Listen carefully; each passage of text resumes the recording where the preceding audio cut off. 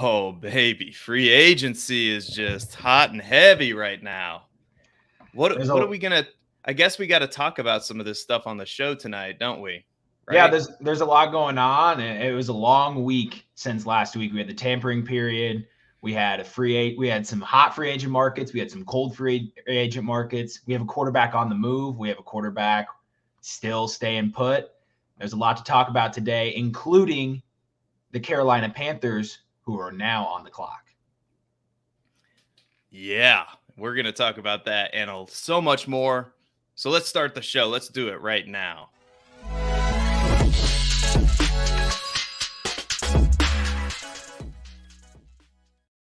Boom! There we go. How we doing, gentlemen? Welcome. Good. Thanks for having us. Thanks for having me back on for the 9,005th time. Excited to be here. It's been a weird day in the NFL so far. Seth sent out the show sheet yesterday or today, and usually he sends it out a day ahead of time. And this is the perfect show to send it out the day of because I all my notes changed halfway through the day. Well, let's add some context there. Ahan was he has the middle reliever. You know, we called in. I'm assuming you're a righty, but we called in the righty. Earlier today, we had a slot open, and so Aditya got the show sheet last night. Okay. Yeah. I would not have filled out the show sheet notes yesterday. That's the TLDR, what I was gonna say. Yeah. Well, it's been crazy. So why don't we just start it off here? I mean, we had a show on Wednesday. Some momentum picked up towards the end of the week that the Bears might be trading this pick, right? This number 1 overall pick. And then on Friday, there it happened. So, Ahan, what was your reaction when you saw that come across the ticker that the Bears had traded the number 1 overall pick?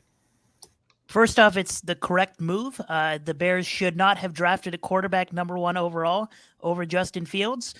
So you should trade it for value, and I would say the package they got, which included but was not limited to, finally having a very, very good receiver on the team was quite the move for the Bears. So good football move there.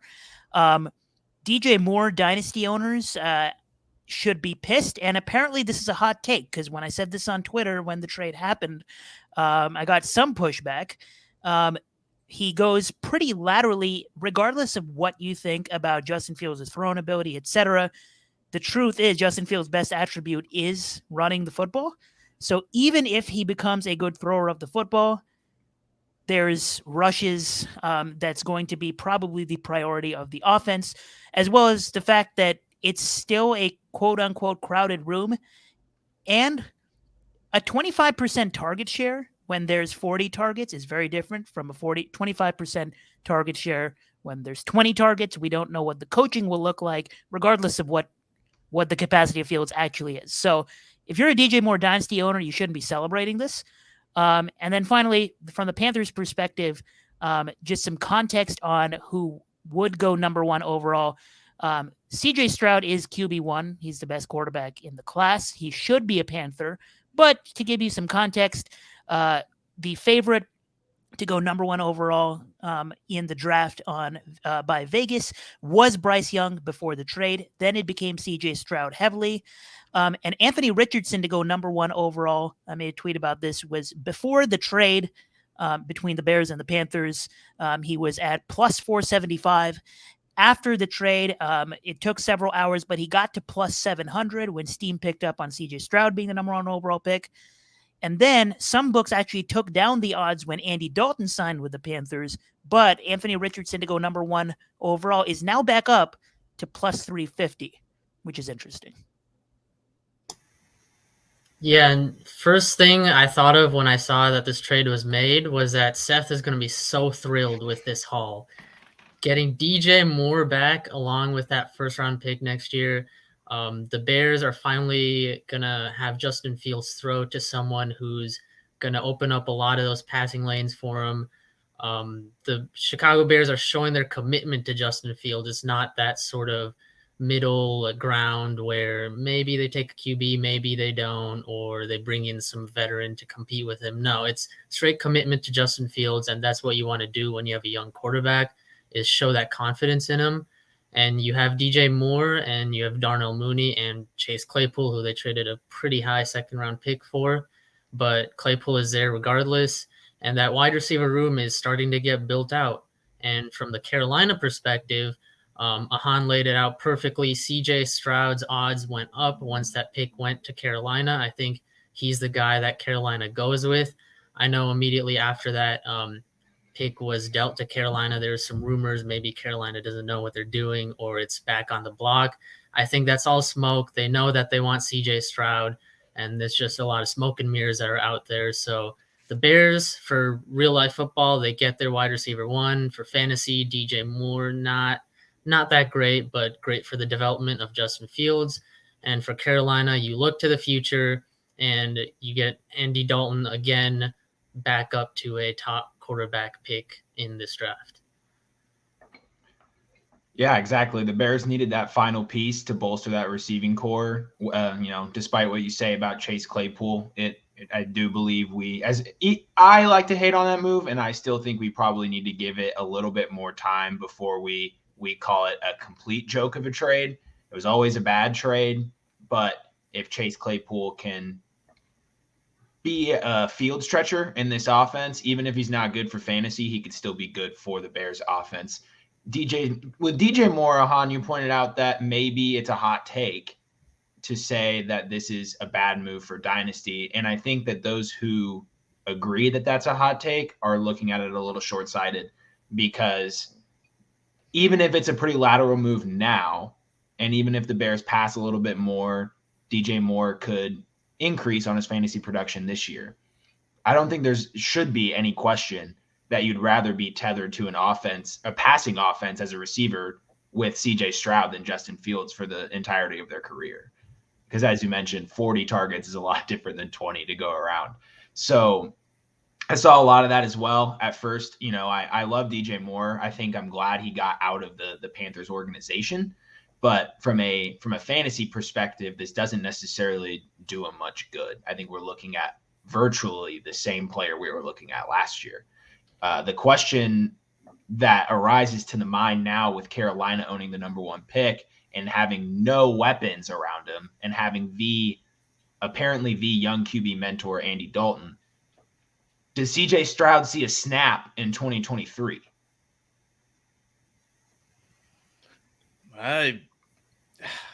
He probably will. I'm guessing if they take him number one overall at some point. Dalton is the starter to go into the season. I think we can all pretty much agree with that with this talent.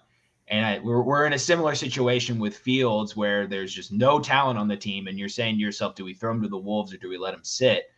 I think at some point they're forced to play Stroud, but they're setting up their team so they can be a run-heavy team that does not need to play CJ Stroud, is what it seems like. So wait a minute. We have another situation where a team that drafted a quarterback has signed Andy Dalton, and they're going to do this thing where it's like, okay, we're going to play Andy Dalton. We're going to start Andy Dalton. Where have I heard this before? So it's, a different philosophy, right? It might be smart, especially looking at Andy Dalton's stats from last year when we compared him to Derek Carr, I did, and said, ooh, this might not be as good as we hope for, Chris Olave, but it's going to be interesting to see this Panthers, what they do, because if that's the plan, right? Draft CJ Stroud, let him sit. I think it's a good plan, but you also are going to have some pressure there to play the rookie, right? And you saw it play out in Chicago already back when they drafted Justin Fields, and that regime was just trying to save their jobs and yada, yada, yada. We don't have to relive all of that. But Matt tried to stray me or get me away from what I wanted to talk about, which was this trade. And oh my God, the Bears were able to find their wide receiver that they needed so desperately in a free agent class that didn't have very many good wide receivers. We saw a couple come off the board. Juju today going to the Patriots, and then Jacoby Myers, I believe, yesterday went to the Raiders. Those were the top two options, or some of the top two, or two of the top two options. Jacoby Myers, I think, was the best free agent wide receiver available. And you get DJ Moore, who, if he would have been a free agent, he's clearly the best free agent wide receiver. And you get a top 10 pick, and you get Carolina's pick next year, plus 2 seconds. I think it's a home run. And by all accounts, from what I've heard and read about in the Chicago, because I'm tied, I'm plugged into the Chicago news. They wanted to give Chicago a first in 2025, and Chicago said, no, we need DJ Moore. And there you go. They held firm on what they wanted, and great move for the Bears. Great move for Justin Fields. I'm a little bit more optimistic. I think Justin Fields is going to elevate DJ Moore a little bit more than you guys think, but we can disagree there.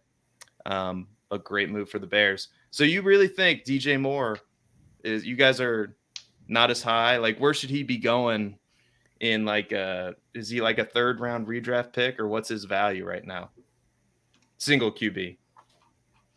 I would say where DJ, while Matt looks it up, I would say, because while I was doing a million underdog slow drafts, where DJ Moore was going when those slow drafts started a few days ago was fair enough. And I don't have any DJ Moore exposure yet.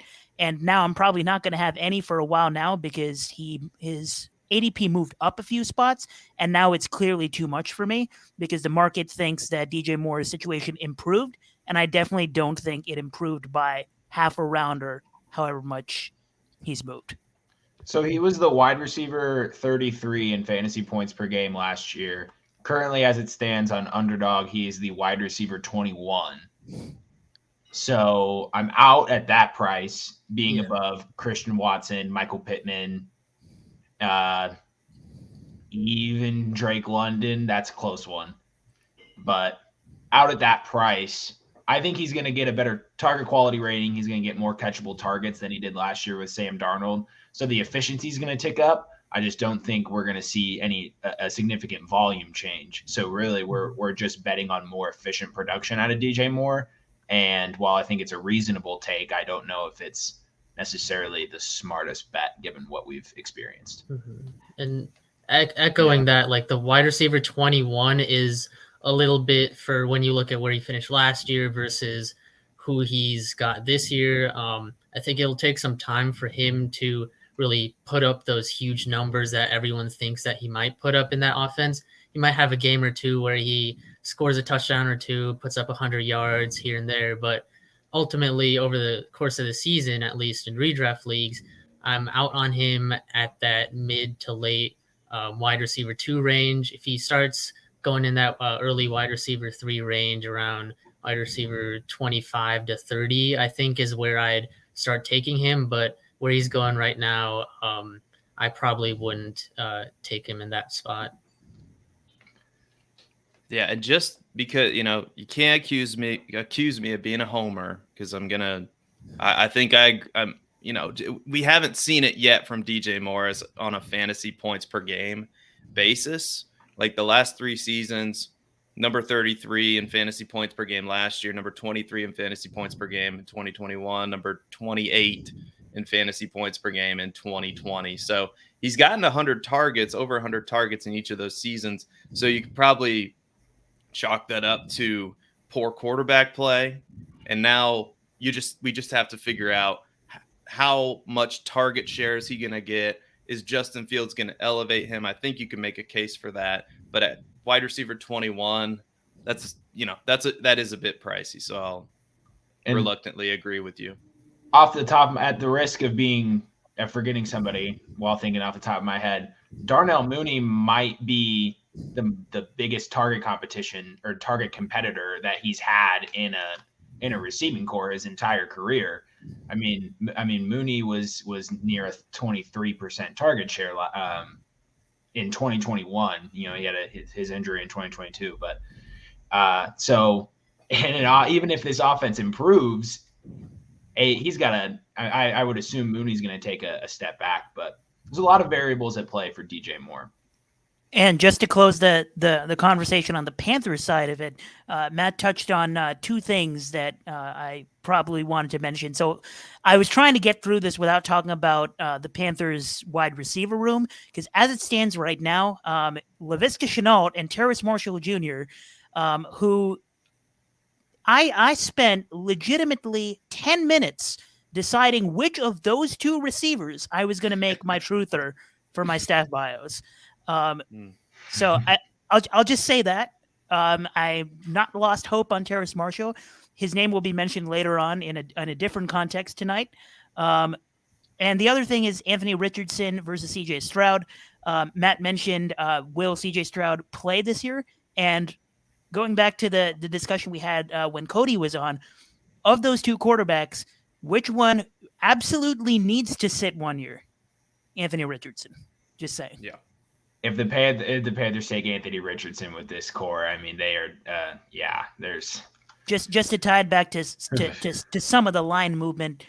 Perhaps some of that line movement was maybe related to Andy Dalton starting the full year. I don't know. You didn't hear it from me. That would be intriguing. That would have me intrigued if that's anyway.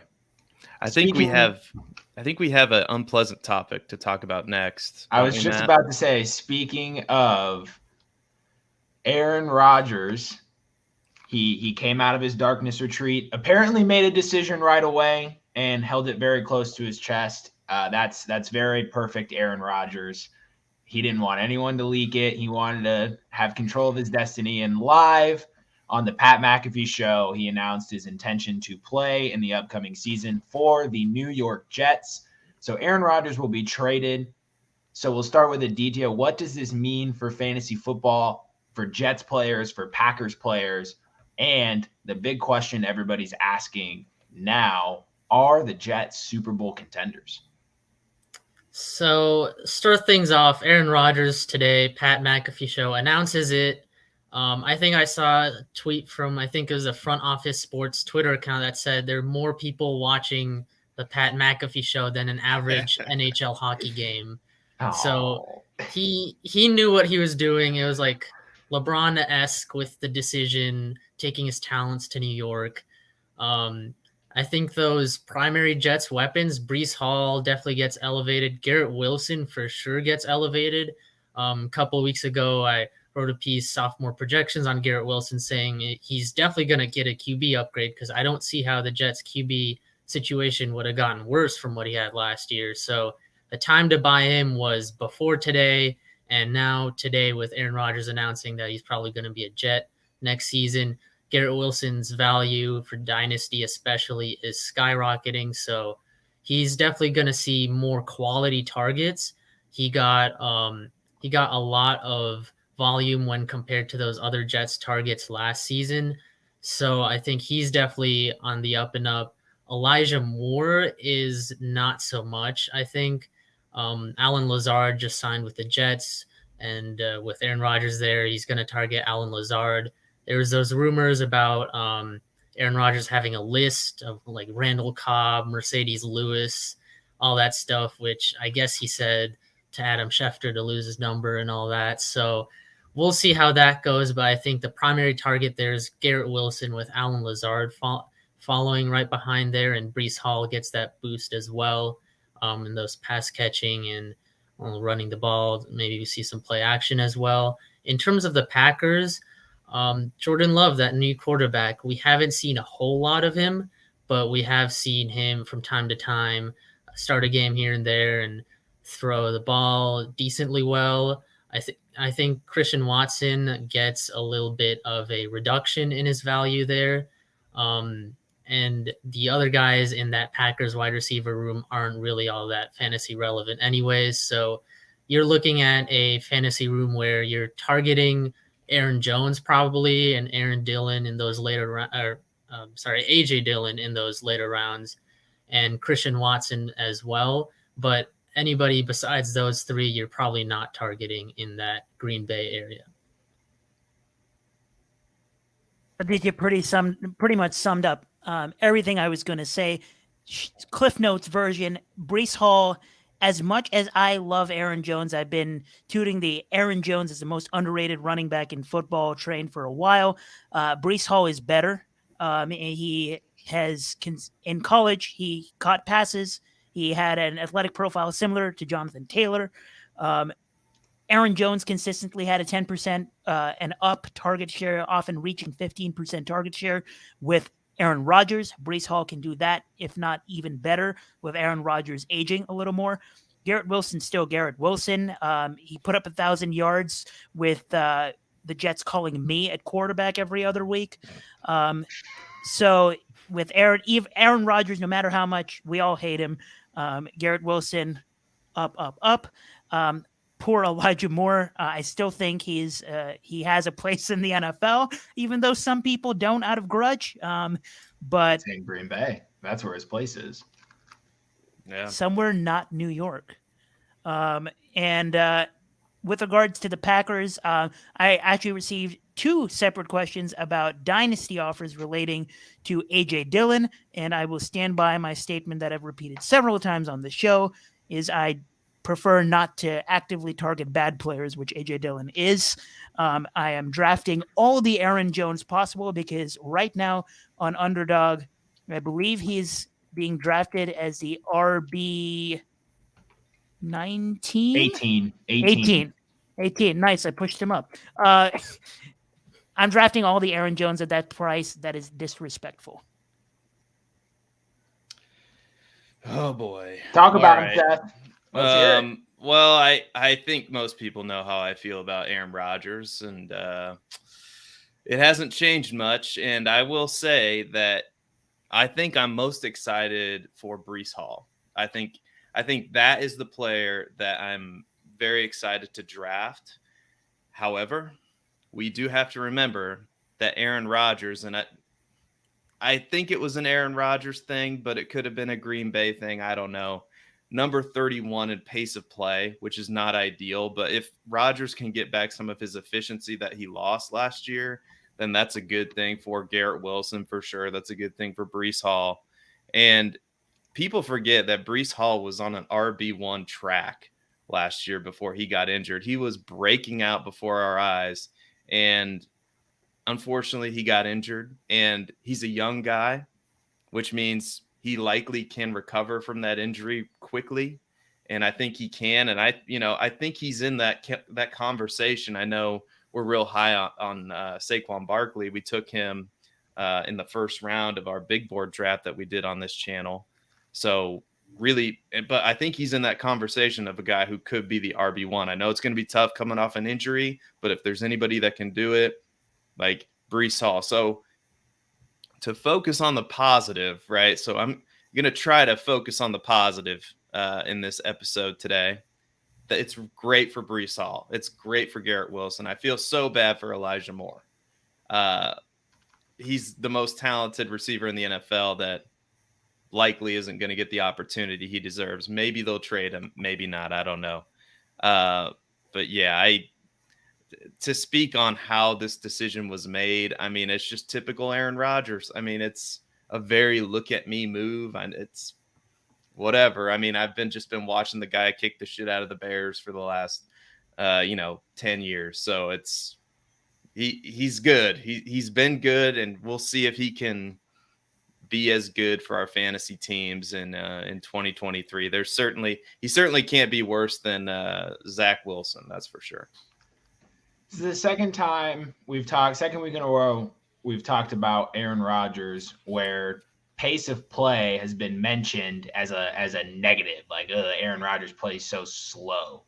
He played slower in 2020 and 2021 when he scored 8th in fantasy points per game and 4th in fantasy points per game and propped up Devontae Adams in both of those seasons.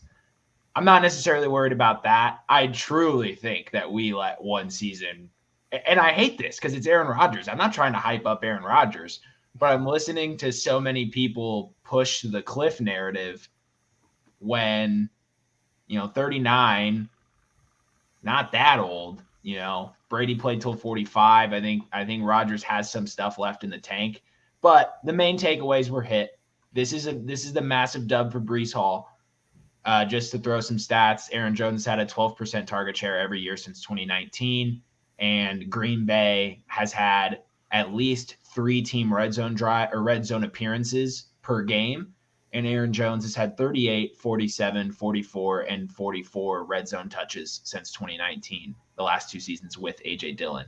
So there's a ton of high-value touches coming towards Breece Hall's plate.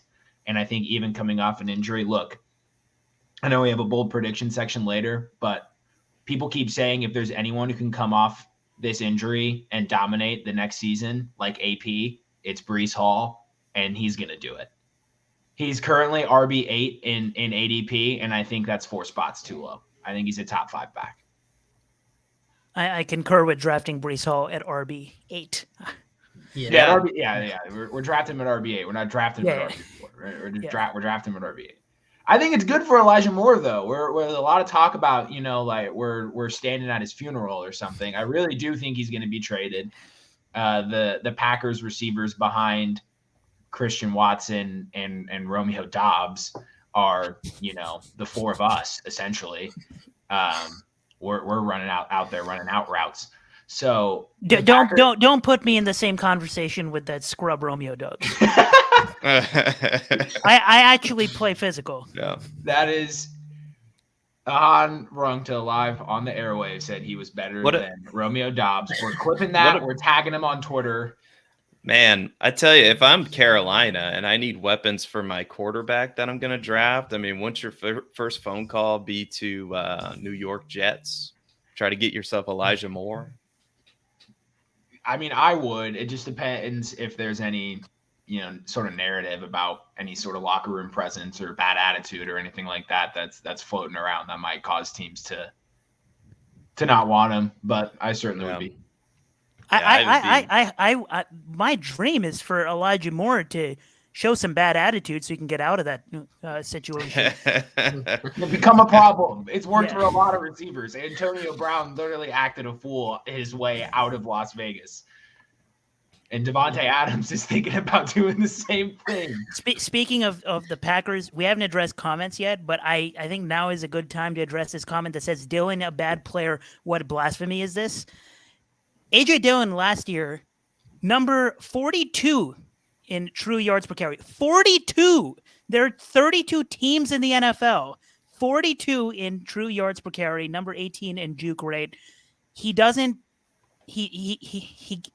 21 stuff runs with the amount of opportunity he got. He doesn't break tackles. He doesn't juke anybody. What does he do? That's a legitimate question. What does he do?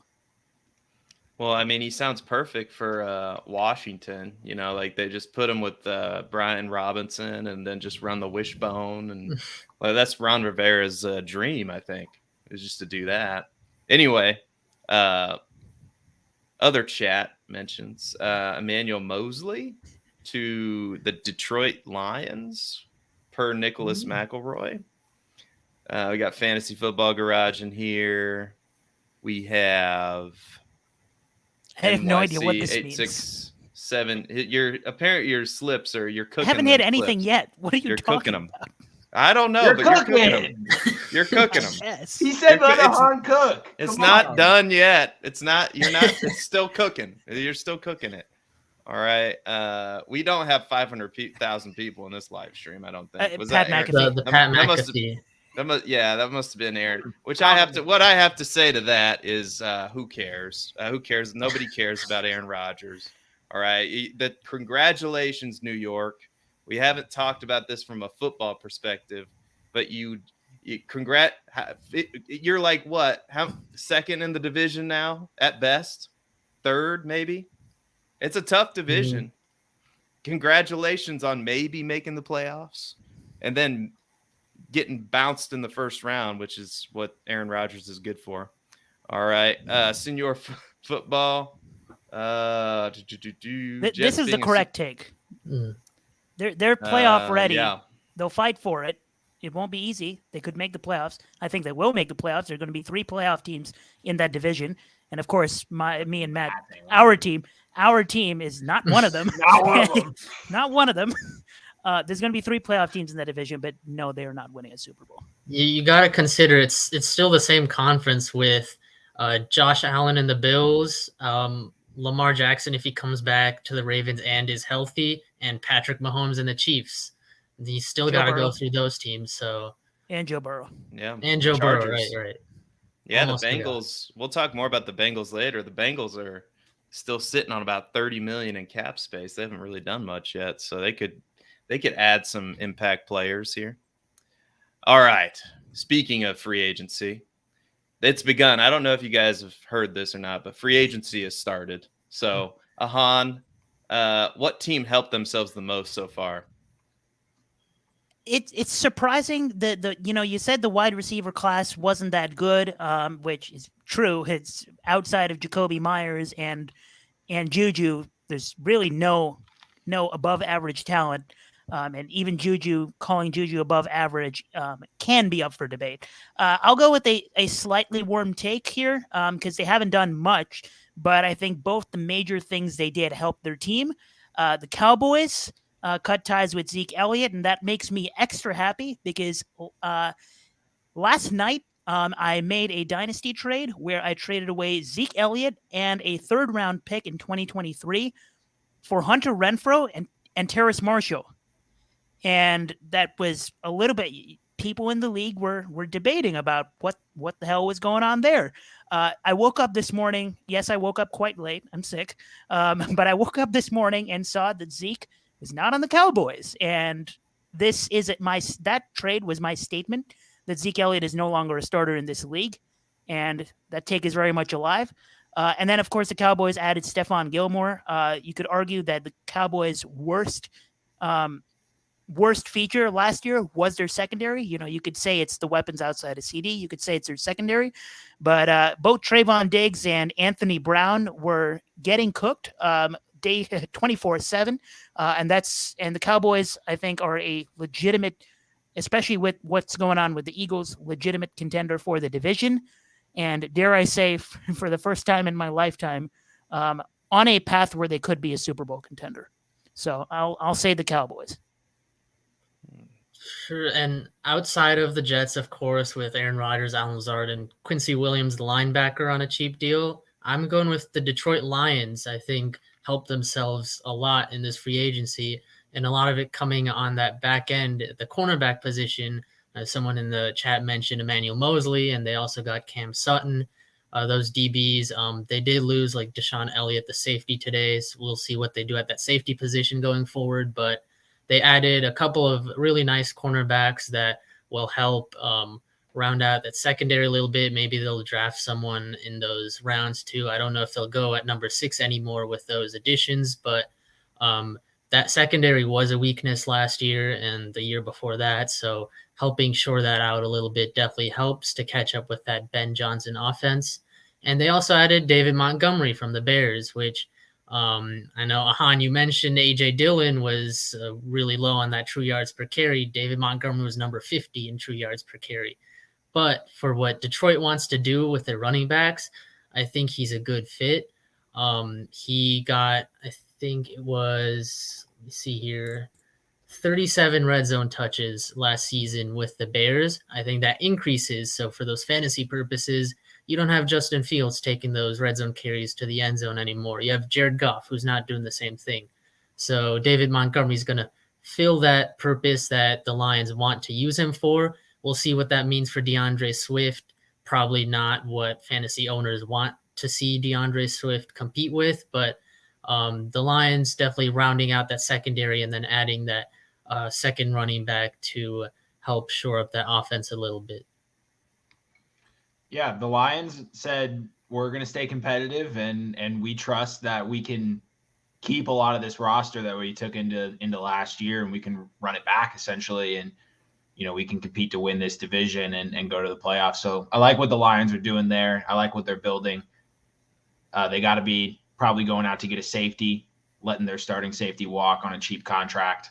I think the Falcons have the trade. The Jonnu trade just throws everything off because that was an interesting decision all around. But the Falcons leading the charge by bolstering their offensive line and investing in the premium positions was something that took me a little bit by surprise, and I do like to see. They're obviously committing to the run, but they understand that the quarterback market sucks. Is a guy like Taylor Heineke really that much of an upgrade over Desmond Ridder? They think not. I think we can all agree that it's probably a coin flip. And, there's a potential for them to move up in the draft or still get a quarterback anyway. So I like what the Falcons have done. They've kind of stayed put on some of the markets that we want to avoid this year. They've invested in the premium positions. They're setting up their team to eventually be able to insert a franchise quarterback and start to take off. So I like that. The Ravens so far, surprisingly, they end up on the list of people who have helped themselves because they have successfully kept teams away from submitting an offer sheet for Lamar Jackson. And it makes sense. When it first happened, a lot of the noise was a trade is imminent. Someone's going to make an offer sheet quickly. And then a lot of the analysis came in that made a lot of sense, which was teams have to go 5 days without making any free agent moves. That's a tall task. Plus money has to be in escrow for the owners. So there was a lot around this Lamar Jackson situation that made it a lot tougher for him to be moved right away. So for now, they've helped themselves by keeping Lamar Jackson on their team and keeping this core together that made the playoffs last year. The only problem is Lamar Jackson will not be a Raven to start this season no matter what. All right, Seth, talk about the Bears. Yeah, you said it, man. The Chicago Bears, we talked about the number 1 pick overall, but that doesn't count for free agency. But a lot of people actually in the Bears circles were kind of upset that they signed 2 off-the-ball linebackers, Tremaine Edmonds and TJ Edwards. And I even heard some people talking about, why didn't they just sign Roquan Smith? And, these people, there's even some piece of this. I'm not in the building. I don't know what's a scheme fit for these guys, right? Tremaine Edmonds is a lengthier player. And from what I understand about the cover 2 system that Eberflus likes to run, they like the linebackers to get depth and to get long and to disrupt those passing lanes. So it just seems like Edmonds was a better fit for them. And also, they got him cheaper. They got Edmonds and TJ Edwards in a 2nd-round pick, and they're only paying those 2 guys $4 million more than the Ravens are paying Roquan Smith. So I think that's a win. I think those are, especially Tremaine Edmonds, is a really, really good player. And I see this in the chat. I like Sanborn. If Sanborn's your 3rd linebacker, that's a heck of a 3rd linebacker to have. I think Sanborn's still going to play a key piece or a key role on this team. I still think he's a key piece. I thought, I don't know if it's a win, but I thought what the Chiefs did was interesting. They are not going to sign Orlando Brown. They signed Juwan Taylor to a right tackle to play left tackle, kind of what they did with Orlando Brown to save some money. It's going to, it fits what they do really well because from what I understand, he's a really good pass blocker, which is what the Chiefs like to do, but he's not so good of a run blocker. So I think that's a good fit for them too. And I think it's pretty savvy for one of the more savvy front offices that are retooling. They still have a lot of holes to fill, the Chiefs, from their Super Bowl win, just like they did last year. So we'll see. A lot of that's probably going to come in the draft. But now it's going to be interesting to see what happens with Lamar Jackson to just round out this diatribe that I'm on. And I really, really think that it makes a lot of sense. And I think the Detroit Lions are in a great spot. We're in this process of flipping the division. We are. I'll mention it for the 5th time in a row on this show. The NFC North is about to be flipped, just like Joanna and Chip. You're going to flip it. They're going to flip it, but just like a house. They don't flip houses. What is this? No, They do a lot of stuff. Like they cook and stuff. they're like, your dream home renovation. You're thinking of flip or Oh. flop. They're flipping common- it. Anyway, it's a common no, they're flipping misconception. it. The division's getting flipped.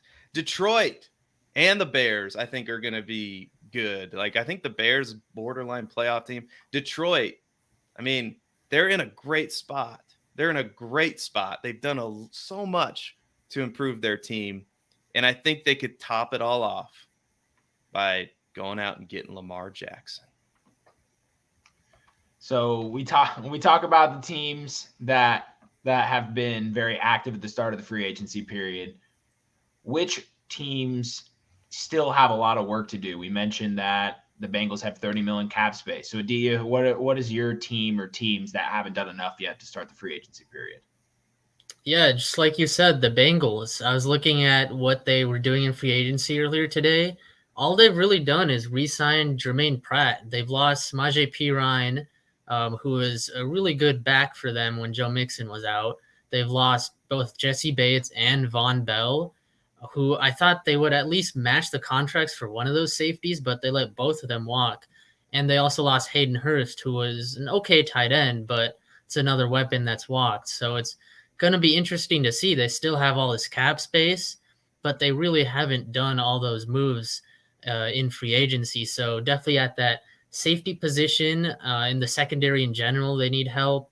Offensive line for sure, and then maybe some depth tight end and running back. And it'll be interesting to see what they do with Joe Mixon, especially. I know there are rumors, will Joe Mixon return? Will he get cut? So it'll be interesting to see how they tackle that running back position, because if they end up cutting Joe Mixon, then maybe they look for a guy like Bijan or Jahmyr Gibbs in the NFL draft to replace that production, because Joe Burrow used that kind of outlet pass catching back a lot between Mixon and Perine. So definitely someone that the Bengals need to look at in that position for Joe Burrow for sure. And that offensive line definitely need to look at some guys there. It's the Bengals got to get on it. They haven't really done anything. We'll see any signings that they do. They have the cap space and saving it for something, I guess. So we'll see how it goes. Bengals are a really good answer, and I view them as a Super Bowl contender, even as they stand right now. So given all this cap space, you can do something with it and put yourself at the Chiefs level. And I think the Chiefs will always be, as long as Mahomes is a quarterback, they'll be considered one of the top, if not the contender. But you can put yourself above that level as a roster if you do something with that cap space. So that's a good answer. I figured you'd say something about the Ravens. I won't step on that situation too much because we've talked about it a lot recently. I'll give a slightly warmer answer, and maybe this is in conflict with what Seth just said, but I'm surprised the Chiefs haven't been very active besides just the whole offensive line situation. They were number 20 last season in pass DVOA as a defense, number 15 in pass rush win rate, despite having Chris Jones and Frank Clark.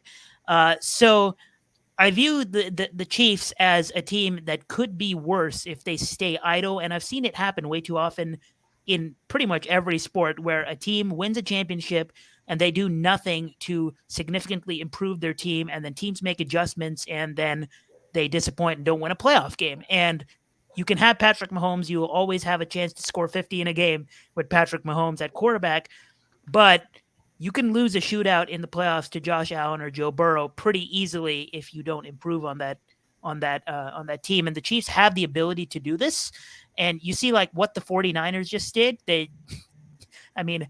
Imagine facing that 49ers defense with Javon Hargrave. Like, that is a nightmare. And you want to create that sort of nightmare situation where the Chiefs suddenly become a top 10 defense and all of a sudden they look unbeatable. And I figured they would get more active on that, and they haven't. So that surprised me. Yeah, just to speak on the Chiefs, now they have quite a few draft picks, including like 3 or 4 compensatory picks. So they're likely. I mean, that's probably a part of their plan too. But I agree that they made the one major move, but there's still a lot of moves to make, and so we'll see. But I was surprised that the Bengals haven't done as much as I thought they would have. Aditya, I'll agree with you there. But another AFC West team, as I'm, just looking, the AFC West has kind of been weird. Like we have all what's going on with Las Vegas, and they signed Jimmy G, and they signed Jacoby Myers, and they trade away Darren Waller, and it's like what's going on there? And they have a lot of other signings too, a lot of minor signings. But I'm looking at the Los Angeles Chargers, and they really haven't done much either. I mean, Trey Pipkins on a 3-year, $21 million deal. They signed Eric Kendricks, a linebacker. But outside of that, and I see maybe they're interested in taking Bijan. I don't know. We have a question about Bijan in the chat that we'll get to a little bit later. But those are just, I'm kind of surprised that some of what those AFC West teams are doing, because I'll agree with you, Ahan, that the Chiefs haven't made many moves, but they did make one impact move to fill that left tackle spot, which is really, really important. They still have to fill the right tackle spot because Andrew Wiley went to Washington. But those are a few that I have. What about you? What say you, Mr. Babbage? Yeah, a couple of teams we've already kind of talked about a little bit already. So the Packers have done absolutely nothing. They signed a center, Jake Hansen, who is not a starter. They re-signed him after drafting him in the 6th round in 2020. Then they signed a cornerback, Keyshawn Nixon. And that is the final summary of their current moves so far. So their entire free agency right now depends on this deal with the New York Jets, which the New York Jets, I'm just thinking about this now. The New York Jets are able to make moves. They've been making moves. They signed Lazard. The Packers seem like they're pretty tied up besides restructuring contracts. Has this whole decision all been to screw over the Green Bay front office and not give them any wiggle room to do anything during the free agency period? I'm just hypothesizing. Regardless of where it stems from, they're not doing themselves any favors by not making any moves. This team is set to, dare I say, finish last in the division next year. Won't that be a sight for Seth to see? Little flipperoo in the NFC North. And speaking of former powerhouses that are going to end up at the bottom of their division, I have to talk about my team, Ahan's team, the thumbnail of this YouTube video. The Patriots have been very stagnant, all things considered. A lot have been some uninspiring re-signings. Not that they're bad, but it's just kind of what we're used to now. We see some mediocre re-signings. We overpay a player or two. That's our offseason.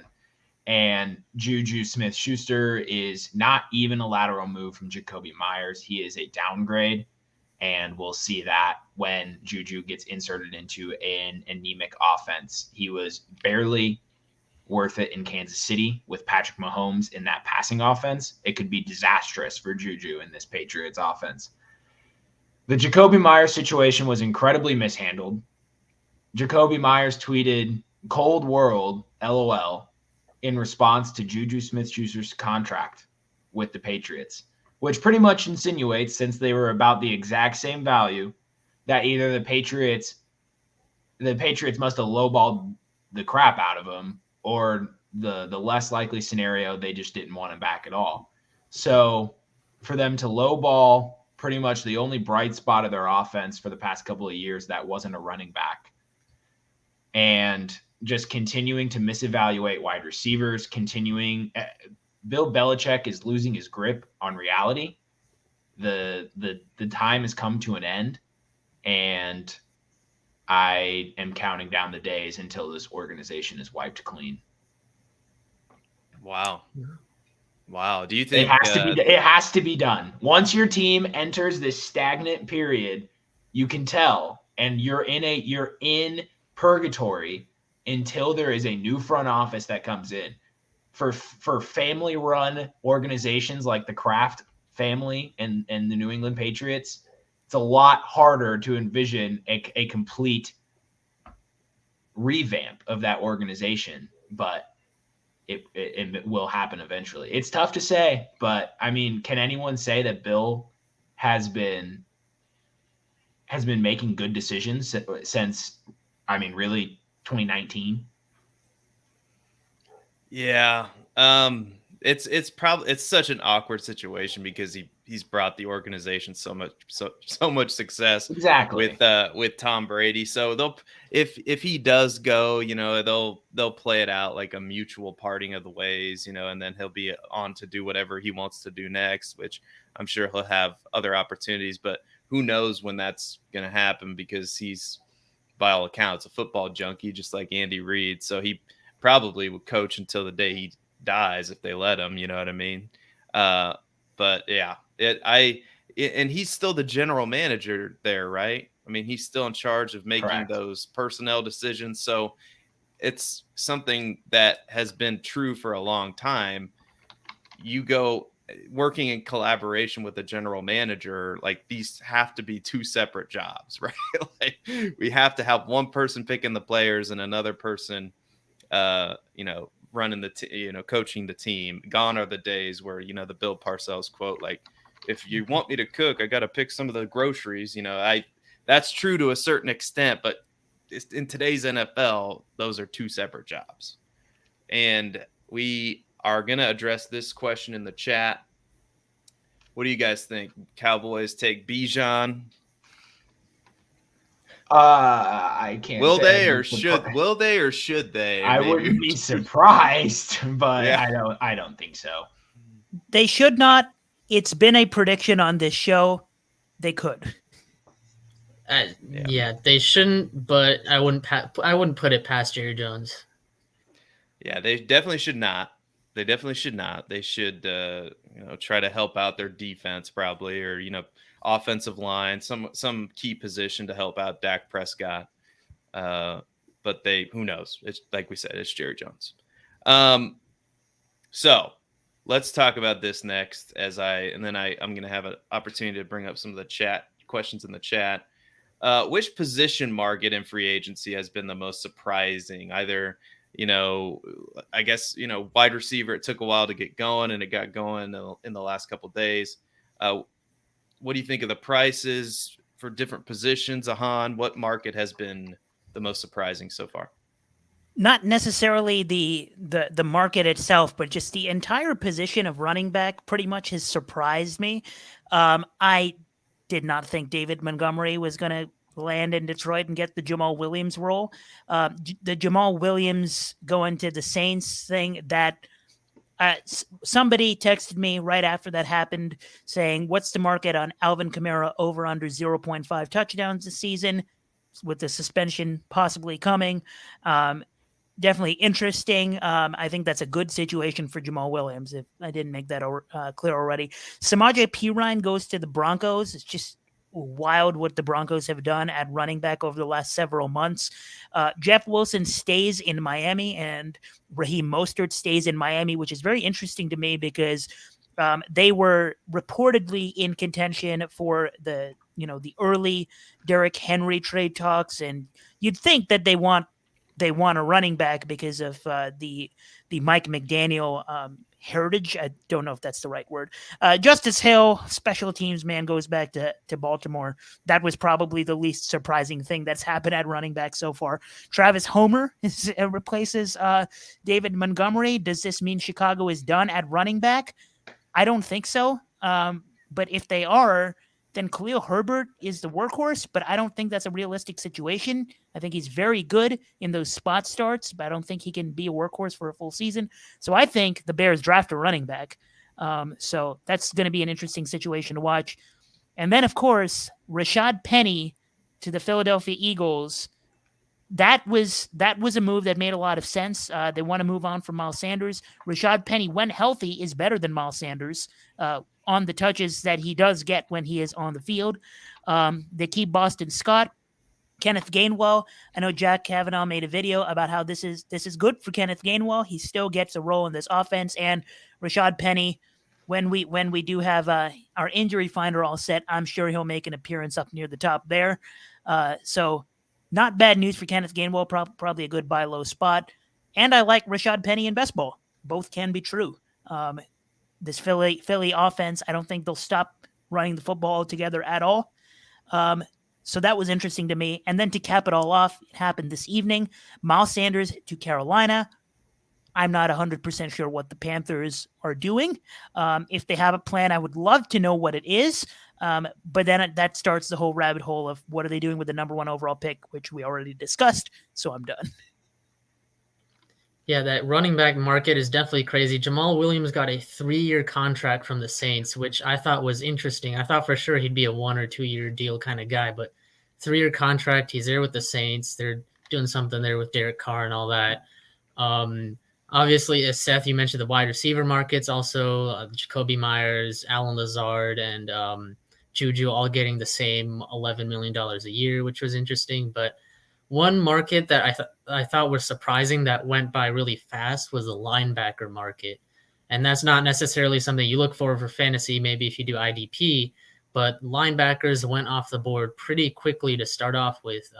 Quincy Williams on a nice cheap deal back to the Jets. I thought you definitely could have gotten more. The Bears obviously getting Tremaine Edmonds and TJ Edwards.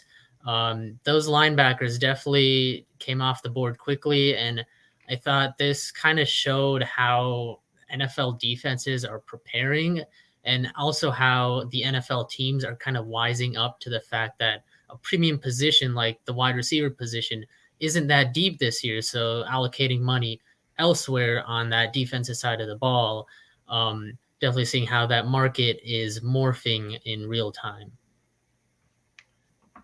Yeah, with Jamal Williams, Mickey Loomis, you can't void years and push off money that you don't have into the future if you don't sign a guy to a multi-year contract. So when we look at it through that lens, it makes perfect sense. The Saints continue to build a roster that they cannot afford. Ahan mentioned the Bears. I got to clap it up for Ryan Poles. We talked about that a couple of times. They decided, hey, let's be honest. The one thing we love about Montgomery over Khalil Herbert is his pass blocking. Let's go and get Travis Homer for $4.5 million, and he can be our pass pro guy and our, sometimes maybe our short yardage situation or third down back, even though I'd rather have Khalil Herbert as my third down back, but I guarantee you we'll see him on some third down plays. I also believe the Bears will be selecting a running back in the draft. How about Kendre Miller? I think he's a guy who pretty similarly compares to David Montgomery from a size perspective. Neither are ridiculously explosive, but they'll run through you. And that's kind of what David Montgomery was really good at. So I could see Kendre Miller going to the Bears and there being a little 1-2 duo with Kendre and Khalil Herbert. But from a market perspective, it's not necessarily my expertise. This is the first year I really noticed that offensive line got prioritized right off the bat. I believe the Falcons' large contract that they put together was one of the first moves of the tampering period that everyone kind of got alerted to. So O-line's getting prioritized right away, and then it's not really a surprise, but the running back and tight end market, we all knew it was going to be slow, and it's just as slow as expected. But yeah, I think Ahan and the D, summed it up well with running backs and linebackers really taking it home. Yeah, just to put a bow on it, I was kind of, not really surprised, but teams are prioritizing like the defensive line and offensive line, like you mentioned, Matt. The offensive line, I was shocked to see Mike McGlinchey get a 5-year deal, $87.5 million from the Denver Broncos. I didn't really. That's somebody the Bears were interested in as well, but I'm sure that the Bears probably didn't want to match that kind of offer, and I just was shocked. I thought, for a guy like McGlinchey, who's I think at 28 years old, getting a 5-year deal just seemed like an overpay. But hey, to protect your quarterback, teams know they have to build from the trenches, and you saw it. Hargraves got a big contract at 30.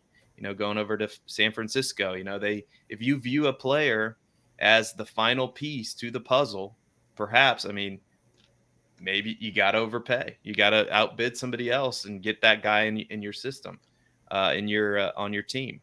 So, I cannot go this show without talking about David Montgomery. It was famously a prediction on this show that I thought he would be back with the Bears, and I do think it's smart. As much as I like David Montgomery, watching him all those years with the Bears. As much as I like the guy, I can see the smart play is to sign a guy that does a similar job for you for less money. It makes a lot of sense, but the fan in me doesn't necessarily like it. But I think David Montgomery is going to do good things in Detroit. I think he's going to fulfill that Jamal Williams role for them. And he's going to keep us frustrated with DeAndre Swift is what he's going to do. So it's good luck to David, but not too much luck because he's still in the division. All right. Is it that time? Oh, we have one more question. And I'll kick it to you, Ahan. What's one move that hasn't happened yet that should happen? I mean, I'll stay semi-spicy on this one. Matt already took care of half of what I was going to say for this segment, which was my little spiel to the Patriots, which pretty much word for word, bar for bar was going to be what Matt said. So I'll just finish that conversation with this. This is the summary of my message to Bill Belichick. It's my question for you, Mr. Belichick.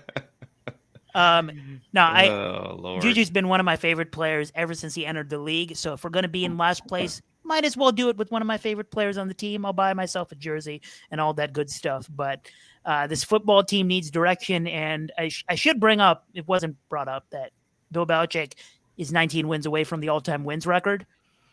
Just some context on maybe why he's sticking around, but at this rate, maybe it takes 4 years to get there. So the one move that's somewhat spicy, I wish Cody Carpentier was on the show today to defend this talk, but he mentioned Antonio Brown to the Cowboys as one of his top 5 free agent landing predictions. And today, the other 4 resolved, and he went 2 for 4 on those predictions. And the 5th one remaining was Antonio Brown to the Cowboys. Cody's saying he went 3 for 5. Just saying. Antonio Brown to the Cowboys, this is my real answer. I think that should happen. Hopefully Antonio Brown has some brain cells remaining and can take care of whatever is going on in his life enough to play football. I want to see this man in the league. I posted a trivia today about Deontay Hardy, and I got some Antonio Brown guesses. So just a good little flashback. I want to see Antonio Brown back in the league. The last time he played, he was still pretty solid at football, and I want to see that happen. I want to see him land on a team, but I'll go ahead and say it. He would be the wide receiver 2 on the Cowboys right now. It's got to be the first time I've ever heard Deontay Hardy and Antonio Brown mentioned in the same sentence. Hey, top 5 in efficiency. The Bills finally get their Antonio Brown there. For me, this where I finally talk about my team, the Ravens. Of course, everyone, I want to see Lamar re-sign with them, but they're still far apart. Lamar wants that fully guaranteed contract. But the move I want to see them do is trade for a wide receiver, specifically one of the Broncos wide receivers, Courtland Sutton or Jerry Jeudy. Yeah. I think either of those happens, you finally get Lamar like, hey, look, we've got this wide receiver here. We're doing a lot for you. We may not be able to get you fully guaranteed here, but it looks like the entire market is out on giving him a fully guaranteed deal, except the Browns gave Deshaun Watson that deal. But the Ravens' moves have been kind of reminiscent of opening up sort of that cap space for preparing for Lamar to play on the tag, and then maybe tag next year, extension down the road, because they've been restructuring contracts, adding void years, which the front office of the Ravens generally doesn't do. They're not a void years kind of team. So there's that, and there's also their 2 moves have been re-signing Justice Hill, who's a special teams guy and sometimes third downs and pass catching, and Trayvon Mullen, who they picked off waivers and is Lamar's first cousin. So they re-signed him. So getting out and getting that Courtland Sutton or Jerry Jeudy from the Broncos, I think would be a really nice move for the Ravens to do. And one more bonus move. This is kind of unrealistic. I don't think this happens based on fit and all that stuff, but I think it would be really cool if the Bears, instead of drafting a running back, they go out and they take Austin Eckler off of the Chargers' hands. That's that is a contract that is not that bad for the kind of player that Austin Eckler is. I think it's around $6 million. It's expiring too, so if they want to re-sign him and keep him for Justin Fields longer past this year, that would be really interesting as well. So I don't know how realistic that is, but it would be really cool to see. That would be awesome. I would love that, but I'm also not responsible, so we'll see. Those would be some incredible moves. I'm honestly I would look forward to seeing all of those happen in real life. The one that I'm looking forward to, there was some buzz today that literally made my heart just drop to my stomach. Hold on. There is some buzz about Dalton Schultz, but look at that tweet from Gerald Everett. He says simply blessed. He is out of there. He is no longer a Charger. This is facts.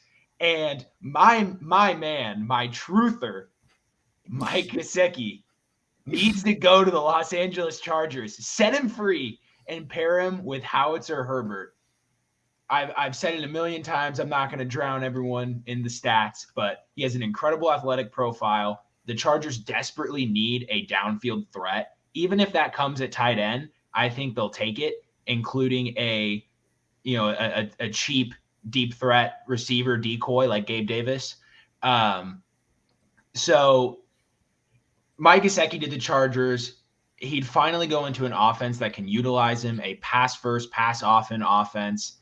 And he would replace Gerald Everett, who he's a good athlete, but he's not exactly the perfect fit for that offense. I think Gesicki fits better. I think he'd have the best fantasy season of his career, and I could finally be vindicated.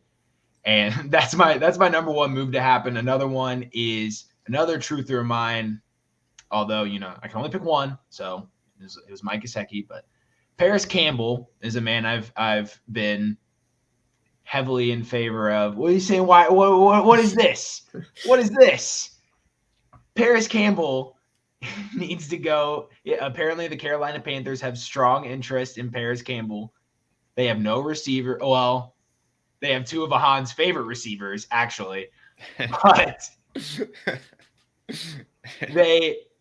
they still need someone to come into that offense. I think Paris Campbell going to the Carolina Panthers, returning with Frank Reich and getting paired with Ohio State quarterback C.J. Stroud. I know there's no connection between the two of them personally, but they both played Ohio State. Or Paris Campbell going to the Chargers as well to be their deep threat. I want Paris Campbell to go to a offense that is capable of utilizing him. I don't know if it's going to be in Indianapolis. They refuse to commit to him. It might be time. Unless Shane Strachan has talked to him and said something different, I want Paris Campbell to go somewhere where he's going to get the opportunity he deserves.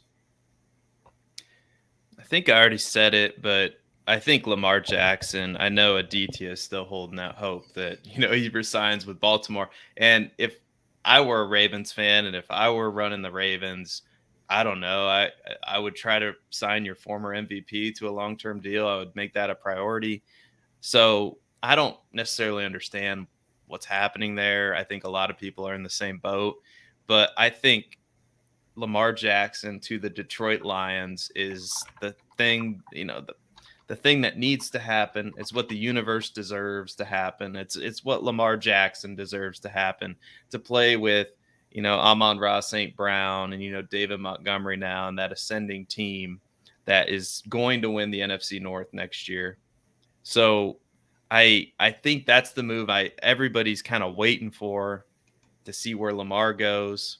But there, guys, just to kind of put this in perspective, there are a lot of free agents out there still.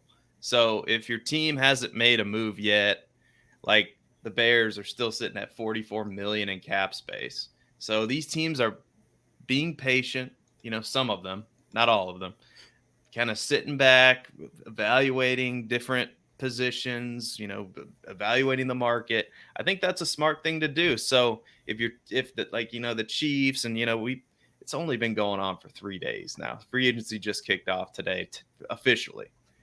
So I think we're all excited about this, and we should be, but there's still a lot of moves, a lot of critical moves to be made for all these teams. And we have a very small piece of the puzzle And I'm going to now, if you want to, Ahan, we've been chatting in the private chat. I'm going to give you the mic if you want. So I'm going to pass you the mic. So here you go. I mean, told you I was. You're still the host. I mean, you can go through all the comments. No, I just wanted to, about that one. I just wanted to say one thing. No, because people are saying in the chat this is a bad take, and like, it's been way too long since someone said I've had a bad take, and I produce them daily. So we need more pushback. We need more pushback on takes. So I love that. If you want to draft from a fantasy perspective, or well, to answer this question, he was RB26 because he got what 28 red zone touches, 7 goal line carries because they were nursing the Aaron Jones injury, and he punched some of those in for touchdowns. If you want to go chase those touchdowns that he got late in the year that got him to RB26, and if you want to draft him at RB34 ahead of Zach Charbonnet, ahead of Jamal Williams, ahead of David Montgomery, is going to get those goal line touches in Detroit, please enter my draft room and do so. That's all I'll say about that. And we have another one. If hold on, there's a lot of negativity in the chat tonight. I mean, there's some positivity going on. I thrive off of it. Yeah. Put we got another one. Yeah, we got another one. Good. I was going to ask you to load it up. Go ahead. We don't hide from anything here on the Writers Roundtable. Nah, I'm not going to get overly mad about it just because it's just simply not true. It's one of those things where someone just has a thought in their head and they're like, yeah, this is facts, and it's not. You can go look at you just look at the tape. Just search Mike Gesicki in YouTube. You'll see one-handed grabs. You'll see mossing people. You'll see taking big hits. He had a catch where he took like a cartwheel and like bruised a rib and then played in his. Look at his yards per route run. What does that have to do with being soft? All right, we're moving on. All right, hold on. Don't cast your pearls, ladies and gentlemen. Don't cast your pearls. This was an interesting question. I don't really know. Maybe you guys are smarter than me. And this is a great question. Okay, so Kevon, hopefully I'm pronouncing that right. Kevon, isn't a higher volume of free agency activity largely a function of either a team that entered the offseason in worse shape than average or one that happens to have a disproportionate number of free agents?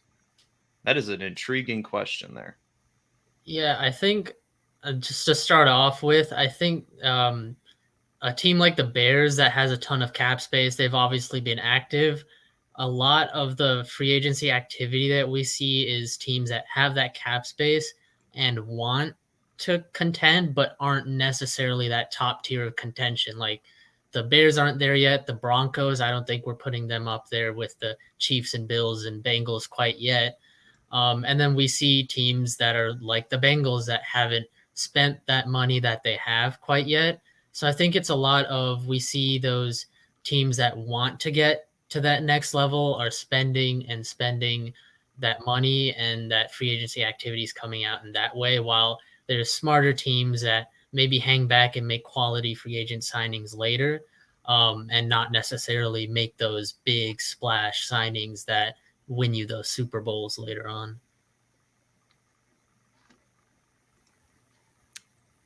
Dalvin gonna move? I think so. There's a lot of rumors. I think Cody tweet something about him being in the Boston airport or something? I'll cry. Do you want to see me cry? Do you want to see real tears come out of my face if the Patriots get acquired Dalvin Cook? I will cry live. I'm pretty sure he was joking, but I will just say, I won't name this person, but I did see a picture of Lamar Jackson sitting in an airport, and then someone posted on Facebook, I'm literally at Logan right now, like this morning. And like, I won't say the Twitter user who told me about this, but this is out there. So if we want to troll, you might as well troll correctly. So I'm sorry, Cody. You're not gonna. I'm familiar with your game. Man. Okay. There's so many from NYC. No, we're not. Anyway, we're past it. Joey 2 times hit the nail on the head in the chat. That's pretty much what we were going for. Plus, if you click on the little year thing and then you change a year from 2022 to a different year when there was less target competition and Tyreek Hill wasn't in the offense and Skylar Thompson wasn't the quarterback, his efficiency metrics are actually fairly pleasing. Nothing overly exciting, nothing astounding, but fairly pleasing. Yeah. And there was another tight end. How old is Mike Gesicki? I'll try to help you out here. Mike Gesicki's 27. There's another. We don't need. I mean, that broke out when he was 27 years old at a very similar athletic profile. What was his name again? It rhymes with Kelsey. Kelsey, that was the guy. Oh, anyway, he's not very good at all either. So we will get you guys out of here with a bold prediction. All right. Ahan, what is your bold prediction for free agency, for life? I don't know. What do you think? My bold prediction is that the passion in the chat here on out for the entire offseason just is in ascending fashion. So I love the passion, at least. Now, for real, though. We talked a little bit about the Chiefs, and they did work a little bit on the offensive line, but I still think that they have the opportunity to work on their team a lot this offseason. They have done some crazy things in recent drafts. They drafted Clyde Edwards-Helaire round 1. We have made enough of a mockery of that on this YouTube channel for years now. It's been years. They have drafted Sky Moore, got my hopes up about Sky Moore, gotten me to draft him in rookie drafts, and then not used him because he dropped like 4 punts. So they've done some crazy things recently, but nothing as crazy as what they're going to do this offseason. For starters, they're going to pick up Zeke. And then in the draft, I see a lot of drafts, they're working on their offensive line, they're working on their defense, as I think they should. But I made a tweet yesterday about Zach Charbonnet possibly being a Charger. I think that would make a lot of sense for every party involved. I'll make a similar prediction, but they just lost Kadarius Toney, and we drafted in our best ball draft that we did on the show a couple weeks ago. We drafted a rookie wide receiver that I was very high on because he does a lot of things right. The Breakout Finder, the ratings are now up. You can go download the app for $4.99 and draft the breakout ratings for 2023 prospects for running backs and wide receivers. And to my delight, the wide receiver that I was talking up a couple weeks ago was top 5. And I think the Kansas City Chiefs will, quote unquote, reach on Rashee Rice and make him the new wide receiver 2 of this offense. Interesting. I'm sticking with the Chiefs, but going another direction for what that wide receiver 2 is going to be. I think it's going to be Odell Beckham Jr. I think the Chiefs go out, they sign him. He's coming off several injury seasons, and I think he tweeted out recently that it's finally off season that he gets to work on his craft and not spend rehabbing. And I think they go out, get Odell on a not too expensive deal. Seeing the wide receiver market, how it's floating around now, and Odell's still out there. So I know Cody and Han, you guys have said Antonio Brown to the Cowboys. Well, Odell to the Chiefs, and we'll see him make some magic with Patrick Mahomes there.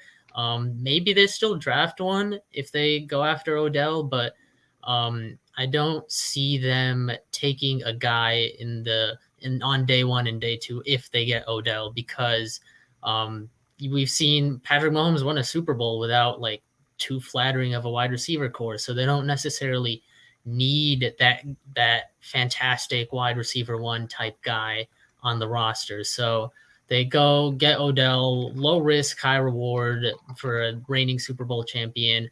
And he goes out and gets his ring that he wants maybe in the next year or 2. That's definitely. Well, first of all, I think we got to backtrack a little bit. Did you 2 plug your stuff at all? All right. Well, we're gonna rewind. We're gonna give you 2. This is your guys' show. This is your platform.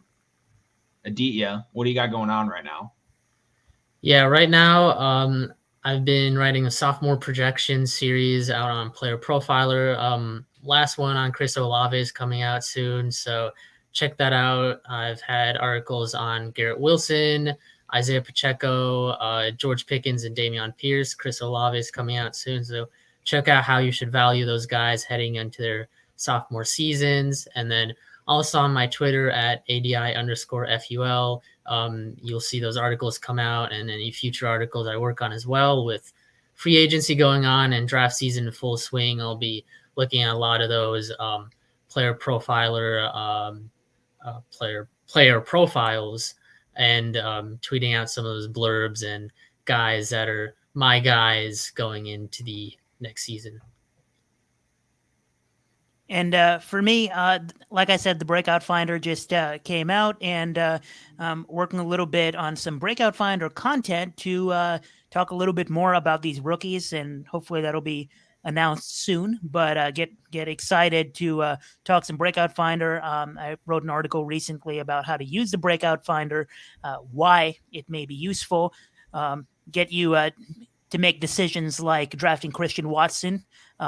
If you want good ideas like that, you should download the Breakout Finder, and we'll get some betting content back to Player Profiler. The juice is coming back soon. There's going to be written content, video content, all that sort of stuff for multiple sports coming to Player Profiler. So that's what I'm working on. I know Aditya is going to help with some Breakout Finder stuff too as well. He writes articles on all kinds of stuff, so you forgot to mention that, but yeah. Could you say the juice is about to be loose? Just gonna ignore that. Wow, somebody else took up the awkward saying the awkward thing. I didn't have to do it this episode. That was a disgusting act by Matt Babbage, and it's unfortunate we have that on our airline. Well, I don't even know what to do now. I had a whole thing, but no, I didn't. But yeah, you guys really need to go to the playerprofiler.com, and you need to go to the news and analysis section and find the work of all these guys that are writing for Player Profiler. Great work. Aditya mentioned his sophomore analysis. Ahan just wrote a Breakout Finder guide. Like he mentioned the Breakout Finder. I have it on my phone. It's a fantastic app. You should go get it for $5. It's well worth the price, especially if you play in multiple dynasty leagues. So those are my plugs. Mr. Babbage, what are you doing? Are you doing anything these days? Well, I think the two of us are cooking up some stuff behind the scenes for this podcast going forward. Maybe a little secondary location of listening, something about that. So stay tuned for some cool news about the Roundtable in the near future.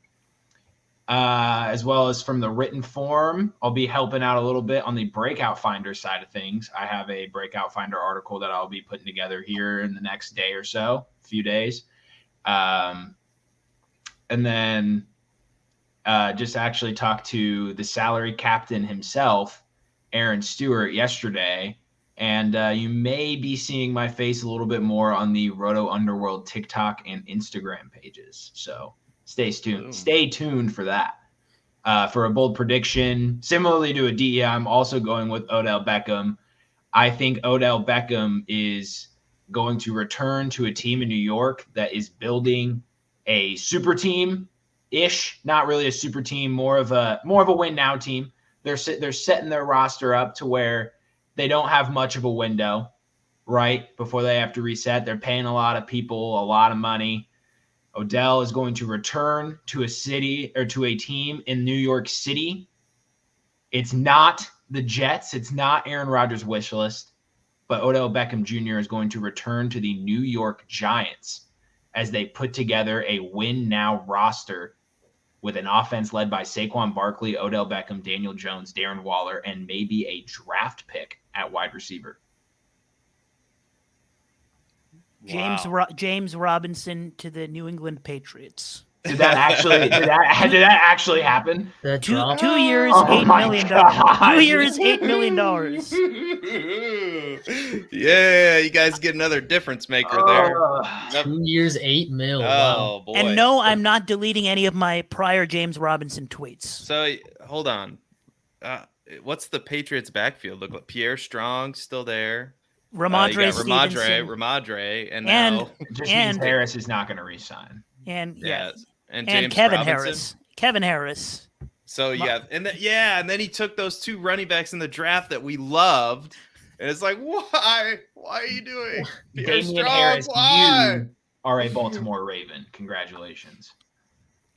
Oh Lord. Yeah, Well, I don't know. I don't know what the plan is, but I tell you, yeah, you guys could go over to I think there's a full on like knockdown drag out fight going in the chat right now.